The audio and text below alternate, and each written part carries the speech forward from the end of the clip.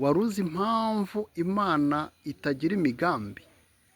Impamvu nta mugambi igufitiye, nta n'umugambi ifite uwo ari wo wose, ni uko Imana nta kintu ibuze.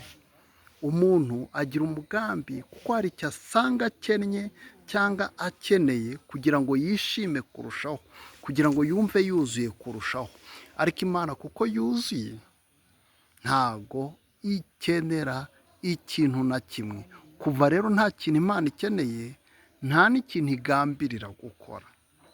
Niyo mpamvu hataba harabayeho igihe mbere y'iremwa ngo Imana ibe iri aho yonyine ivuge iti reka ndeme umuntu mu ishusho yanjye cyangwa yacu, kwa kundi byanditse muri Bibiliya. Ntabwo uwo mugambi yari buwugire, kuko Imana iruzuye.